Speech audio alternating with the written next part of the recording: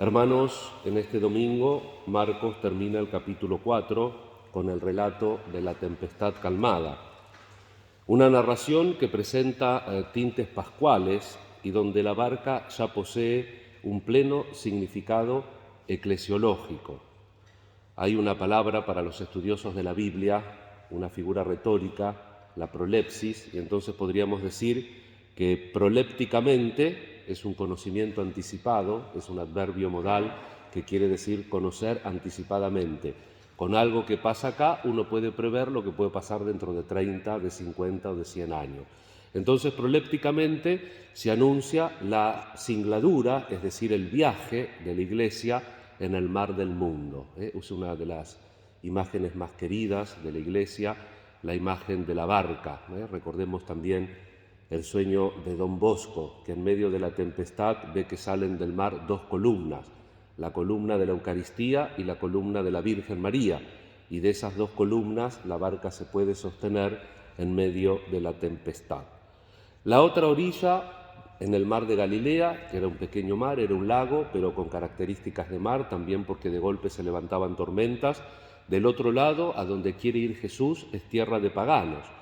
Y la Iglesia precisamente está llamada para ir hacia afuera, como dice el Papa Francisco, que tenemos que ir a las periferias, a los lugares, a llevar la buena noticia de la evangelización. Las fuerzas del mal se alzan contra la endeble barquita para impedir la misión de Jesús. Jesús duerme tranquilo en la barca, confiado en el Padre. Está, pero es como si no estuviese. Este Evangelio fue acompañado por un breve pero incisivo texto del libro de Job, como primera lectura, en el que Dios se revela el Señor del mar. Jesús increpa el viento y ordena al mar que se calme. Lo interpela como si se identificara al mar con el poder diabólico. En la Biblia, según lo que nos dicen la primera lectura y el Salmo, el mar se considera como un elemento amenazador, caótico, potencialmente destructivo, que solo Dios, el Creador, puede dominar, gobernar y silenciar. Y, sin embargo, hay otra fuerza, una fuerza positiva que mueve al mundo, capaz de transformar y renovar a las criaturas. Es la fuerza del amor de Cristo, le dice Pablo en la segunda carta a los Corintios. Por tanto, esencialmente, no es una fuerza cósmica, sino divina, trascendente. Actúa también sobre el cosmos, pero en sí mismo el amor de Cristo es otro tipo de poder. Y el Señor manifestó esta alteridad trascendente en su Pascua, en la santidad del camino que eligió para librarnos del dominio del mal, como había sucedido con el éxodo de Egipto, cuando hizo salir a los judíos atravesando las aguas del Mar Rojo. Recordemos entonces que el mar es signo del mal, porque no se lo puede controlar. Es una fuerza que el hombre de suyo no puede controlar. Tanto es así que en el Apocalipsis dice, vi cielos nuevos y tierra nueva. De mar no se habló. Ya que se hace calor, estamos listos. ¿Por qué? Precisamente por esta imagen negativa que tiene esto que no se puede controlar, que es un misterio en definitiva. Los discípulos lo despiertan y él se levanta. Se utiliza en griego el mismo verbo que para la resurrección. Él exorciza al mar con un gesto y una palabra solemne. El mar es una criatura de Dios y la palabra del Señor sobre ese pequeño mar de Galilea tiene el eco de la voz de Dios que escuchamos en la primera lectura. Él, Jesús, es la voz de Dios, Vox Domini, la voz del Señor. El gesto solemne de calmar el mar tempestuoso es claramente un signo del señorío de Cristo sobre las potencias negativas e induce a pensar también en la divinidad de Jesús. ¿Quién es este?, se preguntan asombrados y atemorizados los discípulos, que hasta el viento y las aguas le obedecen. Su fe aún no es firme, se está formando, es una mezcla de miedo y confianza. Por el contrario, el abandono confiado de Jesús al Padre es total y puro. Por eso, por este poder del amor, puede dormir durante la tempestad. totalmente seguro en los brazos de Dios.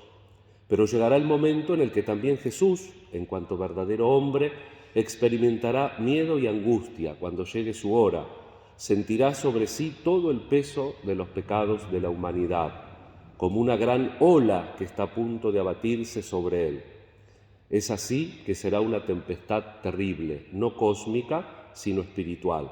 Será el último asalto, el asalto extremo del mal contra el Hijo de Dios.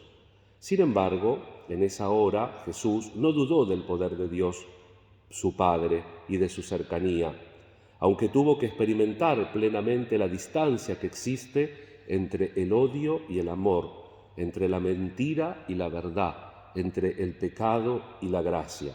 Experimentó en sí mismo de modo desgarrador este drama, especialmente en Getsemaní, antes de ser arrestado, y después, durante toda la pasión, hasta su muerte en la cruz.